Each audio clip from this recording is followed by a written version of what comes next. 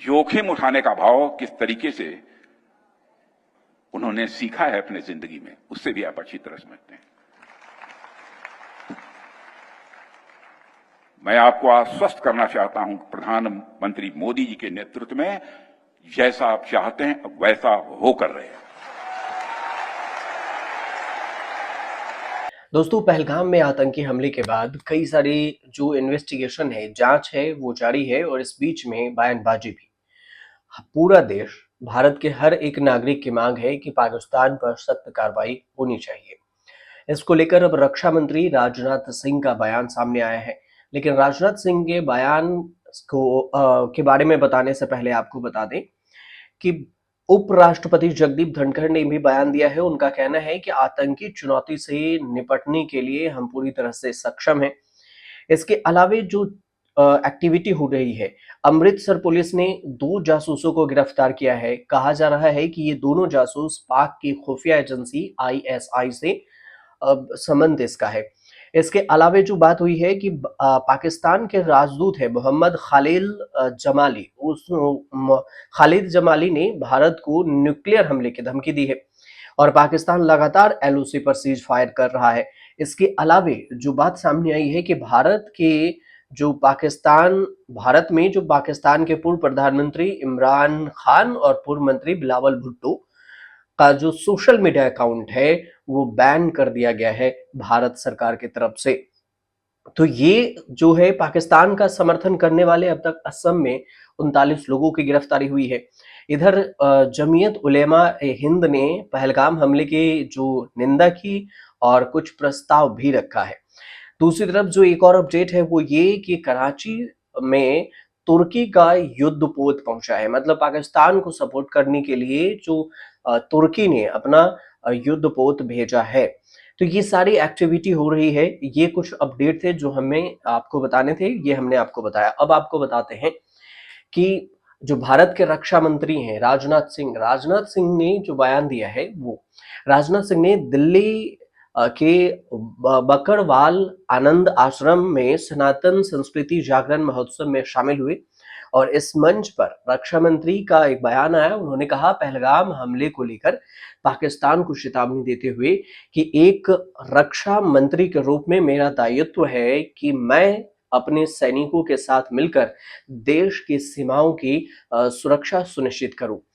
इसके अलावे प्रधानमंत्री मोदी के कार्यकाल में जैसा आप चाहते हैं वैसा होकर रहेगा। ये सबसे बड़ा बयान है कि देशवासी चाहते हैं कि पाकिस्तान पर अटैक हो, तो क्या अटैक होगा।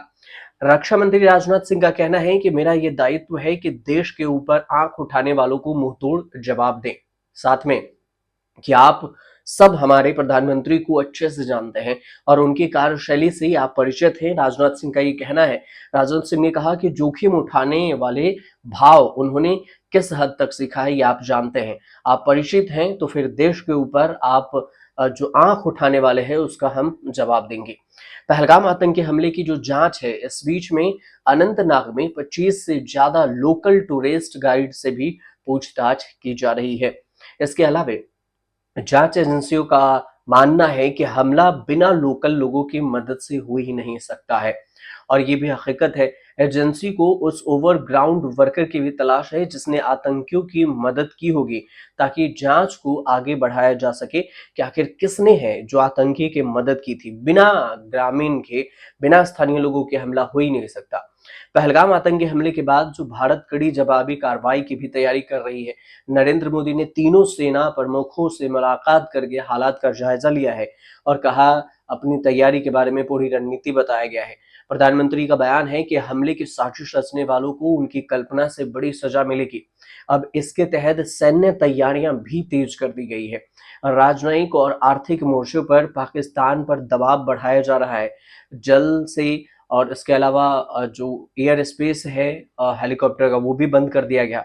रक्षा विशेष हैं जो भारत के व्यापार नीति, पाकिस्तान की कमजोरियां, संभावित वैश्विक दबाव पर भी चर्चा कर रहे हैं। इसके अलावा जो बात है भारत की पाकिस्तान के प्रति जो प्रतिक्रिया है वो भी उस पर भी गहन से चर्चा हो रही है। रणनीति, धैर्य और कूटनीतिक दबाव पर जोर दिया जा रहा है। विपक्ष ने पुलवामा हमले और सर्वदलीय बैठक न बुलाने पर सरकार की गंभीरता पर सवाल उठाए, जबकि ये भी कहा है कि सरकार ने अपनी मजबूत राष्ट्रीय सुरक्षा नीति का बचाव किया है। विपक्ष ये भी सवाल उठा रहा है कि आखिर प्रधानमंत्री मोदी एक्शन कब लेंगे। पहलगाम आतंकी हमले के बाद भारत जवाबी एक्शन की तैयारी में है, लेकिन अभी ली नहीं है। भारत ने मिसाइल परीक्षण किया है, अरब सागर में युद्धाभ्यास जारी है, जंगी जहाजों की तैनाती से पाकिस्तान की नींद उड़ चुकी है। और इस बीच में जो देखें तो इसी वजह से पाकिस्तान इतना डरा हुआ है कि हवाई बयानबाजी भी कर रहा है। पाकिस्तानी फौज पर नेताओं की पकड़ नहीं है, लेकिन पाकिस्तानी जो नेता हैं वो राजनयिक जो है एक से बढ़कर एक बेतुके बयान दे रहे हैं।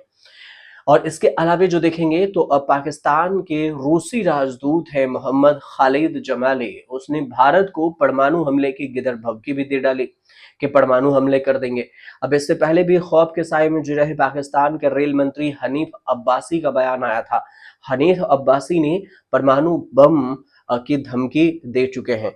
इसके अलावे देखेंगे तो पाकिस्तान सिर्फ जंग की धमकी दे रहा है, लेकिन हकीकत यह है कि उसके पास 4 दिन जंग लड़ने लायक गोला बारूद नहीं है। इसके अलावे भी देखें तो उसके पैसे कमाने के लिए जो यूक्रेन को हथियार बेचे उसने, जबकि पाकिस्तान के हथियार फैक्ट्री की उत्पादक क्षमता ही लाचार पे है, अभी लचर स्थिति है। इसके अलावे भी पाकिस्तान में जब भूखमरी फैल गई थी तो आटे की लूट मच रही थी, ये भी पाकिस्तान बोल रहा है। और अब पाकिस्तान ने चोरी छुपे हथियार बेचे हैं। हालांकि इस पैसे का 80% हिस्सा सेना ने रख लिया। और पाकिस्तान ने 2023 में देखें तो 42,000 रॉकेट, 60,000 वालितजर तोप और 1,30,122 mm रॉकेट यूक्रेन को चोरी छुपे बेच दिया था। इसके अलावा पाकिस्तान की सेना के पास लड़ने लायक हथियार तो है नहीं, लेकिन वो प्रोपेगेंडा कर रही है ताकि भारत पर हमला कर सके।